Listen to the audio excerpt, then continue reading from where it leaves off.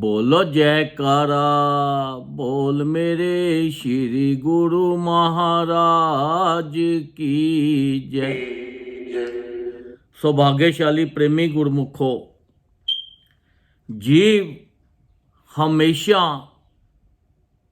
दुखी रहता है। उसका दुख का मुख्य कारण क्या है कि उसकी कामनाएं, जो दुनियावी कामनाएं करता है, तो इसलिए वो, क्योंकि ये सब चीज़ तो मिथ्या है, तो हम दुनियावी के पीछे जो पड़े हुए हैं, तो इसलिए जीव जो है ज़्यादा दुखी रहता है। जो जीव संत महापुरुषों की शरण में जाकर उनसे नाम लेकर नाम की कमाई करके अपने को समर्पित कर देता है, वो ये कामनाओं को जीत लेता है और उसको ये सुख और दुख संसार के कुछ नहीं कहते। क्योंकि ये जितना भी सुख दुख है, ये हमारी एक फीलिंग है। ना तो संसार में सुख है और ना ही संसार में दुख है, क्योंकि ये एक माया नगरी है। और ये माया नगरी के अंदर एक, जैसे आप देखो कि एक जादूगर होता है, वो स्टेज पर अपना जादू दिखाता है, वास्तविक में तो कुछ भी नहीं होता, क्योंकि वो उसके हाथ की सफाई होती है, जादू नाम की कोई चीज़ नहीं होती। ऐसे ही ये कलयुग है। ये कलयुग के अंदर जो भी इंसान, जो जीव ये समझ जाता है कि देखो ये जो माया नगरी है, इसका हमें आनंद लेना है, सुख भोगना है, वो तो सुख भोगता है। और जो इसको अपना बना लेता है कि भाई ये मेरा है मेरा है मेरा है, और वही ज़्यादा दुखी रहता है। अब देखो संसार के अंदर हर इंसान धन कमाने में लगा हुआ है। जो धन हेरा फेरी से कमाते हैं, लोगों के धन को लूटते हैं, डरा धमका के धन इकट्ठा करते हैं, वो धन तो बहुत इकट्ठा कर लेते हैं, पर वो धन का एंड क्या होता है, आखिरी क्या होता है? जब गवर्नमेंट को पता लग जाता है तो वो सब पैसा जो है गवर्नमेंट ले जाती है, पुलिस वाले ले जाते हैं और उस आदमी को सज़ा मिलती है। और जब भी वो डरा धमका के पैसा लेता है, लोगों का पैसा वैसे लूटता है, प्यार से लूटे या धमका के लूटे, बात तो एक ही है। और जो ऐसा पैसा होता है ये दुखदाई होता है।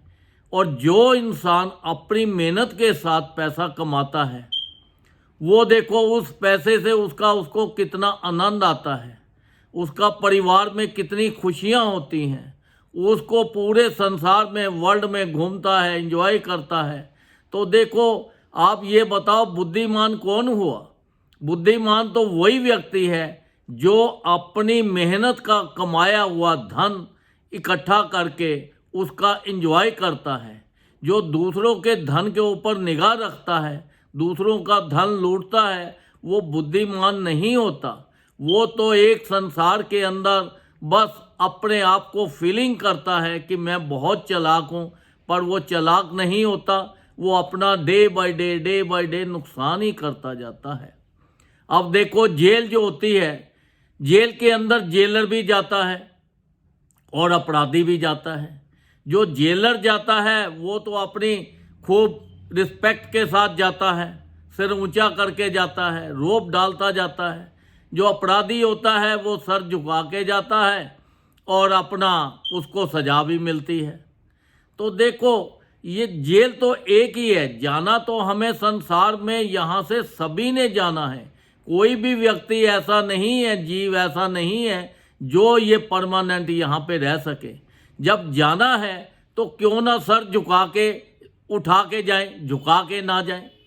क्योंकि सर उठा के वही जा सकता है जिसने ये संसार के अंदर ज़्यादा से ज़्यादा भक्ति की है, सबके लिए अच्छा सोचा है, दूसरे के पैसे पे, धन के ऊपर अपनी निगाह नहीं रखता, दूसरों को देखकर खुश होता है, वो तो सर उठा के जाता है। जिसने लूटपाट की हो और लोगों से हेरा फेरी की हो, तो उसका तो फिर यही हाल होता है। अब देखो एक भगत था, वो भजन भी बड़ा करता था, भक्ति भी बड़ी करता था, पर उसका जो ध्यान हर वक्त एक ही रहता था कि भैया मैं इसका धन कैसे लूटूं, इसका धन कैसे लूटूं, इसके धन का मजा कैसा लूं। अपने धन की तरफ ध्यान नहीं देता था, वो दूसरों के धन की तरफ ही ध्यान देता था। उसने खूब संसारिक तो उसे फीलिंग हुआ कि मैं एंजॉय कर रहा हूँ दूसरे के धन के ऊपर, पर उसका मन जो था अंदर से बड़ा अशांत था, उसको शांति नहीं थी। संत महापुरुषों के पास गया और जाके कहने लगा, महाराज मैं भक्ति भी करता हूँ, भजन भी गाता हूँ, सारे काम करता हूँ, पर मेरा ध्यान तो लगता नहीं है, ये तो मैं खाली एक टाइम पास के लिए हो जाता है, तो क्यों ना कोई ऐसा मेरे ऊपर कृपा करो जो मेरा ध्यान भी लगे। संत महापुरुषों ने बताया कि सबसे पहले अपने हक की कमाई खाओ और सबके लिए अच्छा सोचो, सबके लिए अच्छा करो और ज़्यादा से ज़्यादा भजन करो। जब ये तुम काम भजन करोगे तो ये संसारिक जो चीज़ें हैं ये तुम्हें दुख नहीं देंगी, ये तुम्हें सुख देंगी। वो सुन तो आया पर उसने उसके ऊपर अमल नहीं किया। अब जाना तो देखो संसार में सभी ने है।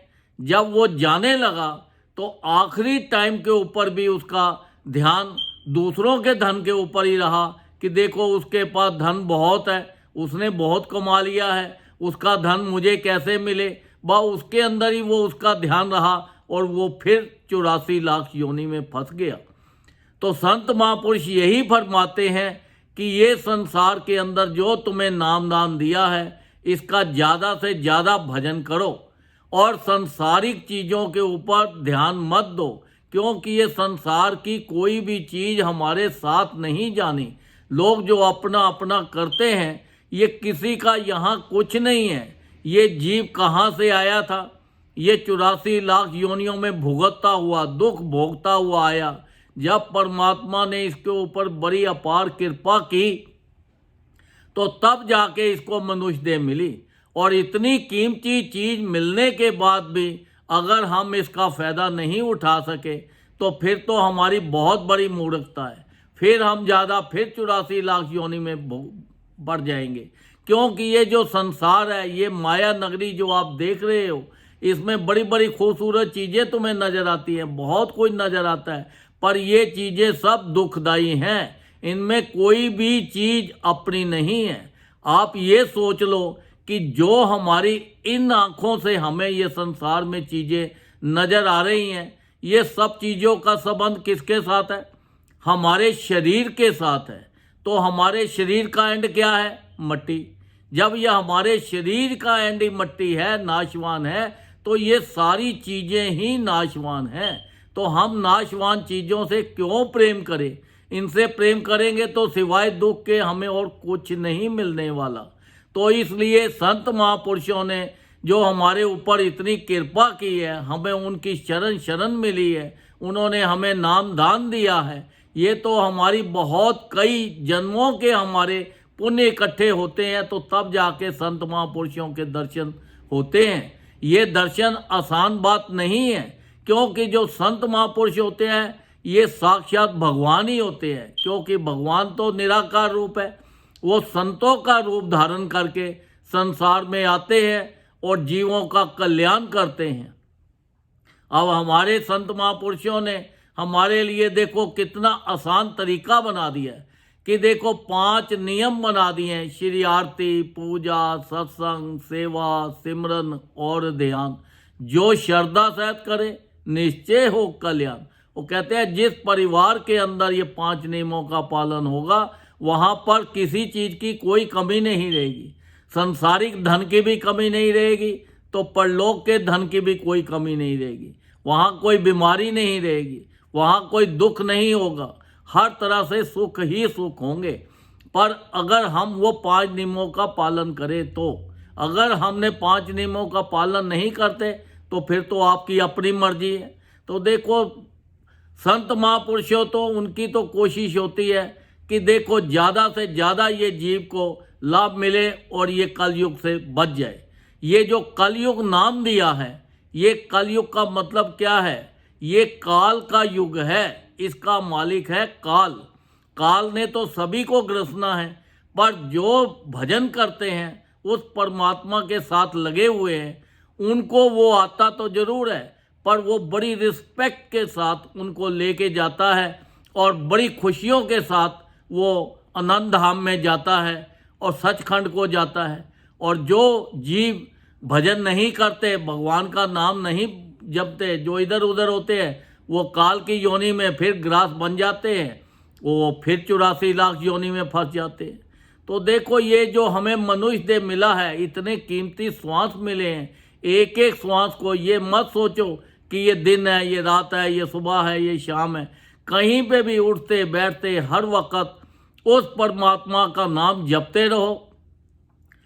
तुम्हारा ये संसार के काम भी करते रहो और ध्यान जो है हमारा उस परमात्मा की तरफ हर वक्त रहे, ताकि हमारे से कोई गलत काम ना हो, किसी का गलत पैसा हम ना खाएं, किसी का गलत भोजन ना करें, किसी के साथ कोई गलत काम ना हो जाए, ताकि हमारे जीवन में कोई प्रॉब्लम ना आ जाए।